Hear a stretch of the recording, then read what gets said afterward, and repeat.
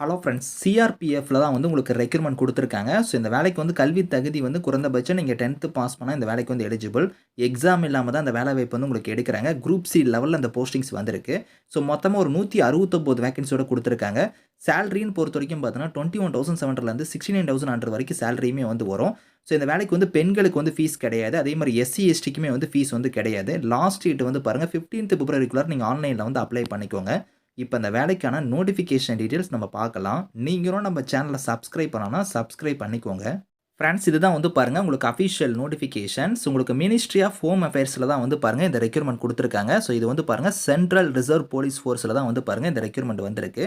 So நீங்க ஒரு Indian சிட்டிசனா இருந்தாலே நீங்க வந்து அப்ளை பண்ணிக்கலாம். மேல், ஃபீமேல் 2 பேருமே இதுக்கு வந்து எலிஜிபிள் தான். ஸோ மொத்தமா ஒரு 169 வேக்கன்சியோட குடுத்துருக்காங்க. குரூப் சி லெவல்ல தான் வந்து பாருங்க இந்த போஸ்டிங் வந்து உங்களுக்கு வந்து எல்லாமே வந்து எடுக்குறாங்க.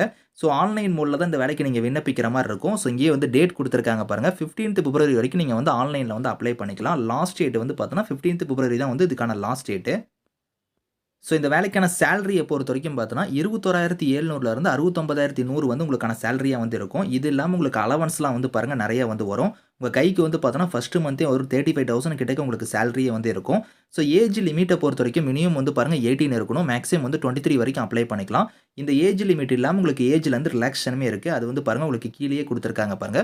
ஸோ 18லேருந்து 23 இல்லாம பார்த்தீங்கன்னா, உங்களுக்கு எஸ்சி, எஸ்டியா இருந்தீங்கன்னா 5 இயர்ஸ் வரைக்கும் உங்களுக்கு ஏஜ்லேருந்து ரிலாக்சேஷன் இருக்கும். ஓபிசியா இருந்தா உங்களுக்கு 3 இயர்ஸ் வரைக்கும் இருக்கும். ஸோ இதில வந்து பார்த்தோன்னா, உங்களுக்கு எஸ்சி, எஸ்டினா உங்களுக்கு 28 வயசு வரைக்கும் அப்ளை பண்ணலாம். ஓபிசியா இருந்தா வந்து பார்த்தோன்னா, 26 வயசு வரைக்கும் நீங்க வந்து அப்ளை பண்ணிக்கலாம். ஸோ குவாலிஃபிகேஷன பொறுத்தவரைக்கும் நீங்க மினிமம் வந்து பாருங்க மெட்ரிகுலேஷன் தான். நீங்க 10த் முடிச்சிருந்தாலும் எலிஜிபிள் தான். 10த்துக்கு மேல நீங்க என்ன பண்ணியிருந்தாலும் சரி நீங்க அப்ளை பண்ணிக்கலாம். இதில வந்து குவாலிஃபிகேஷன் மட்டும் இல்லாம பார்த்தீங்கன்னா, உங்ககிட்ட வந்து ஸ்போர்ட்ஸ்க்கான அச்சீவ்மென்ட்க்கான சர்டிஃபிகேட் வந்து இருக்கணும்.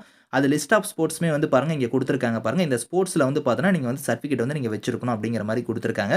இந்த ஸ்போர்ட்ஸ்க்கான சர்டிஃபிகேட் வந்து பார்த்தோன்னா, எந்தெந்த இதில நீங்க வச்சிருக்கணும் அப்படிங்கிறத வந்து பாருங்க. கீழயே வந்து உங்களுக்கு வந்து இங்க குடுத்துருக்காங்க. ஸோ இந்த ஒலிம்பிக்கோ இருக்கட்டும், அதுக்கப்புறம் வந்து பாருங்க யூத் ஒலிம்பிக் கேம்ஸோ, ஏசியன் கேம்ஸோ இல்லன்னா வந்து பாருங்க காமன்வெல்த் கேம்ஸோ இந்த மாரி வந்து இன்டர் சாம்பியன்ஷிப் இந்த மாரிலாம் குடுத்துருக்காங்க. இதில வந்து நீங்க வந்து பார்த்தோன்னா, ஸோ சர்டிஃபிகேட் வந்து நீங்க வச்சிருந்தா நீங்க வந்து அப்ளை பண்ணிக்கலாம்.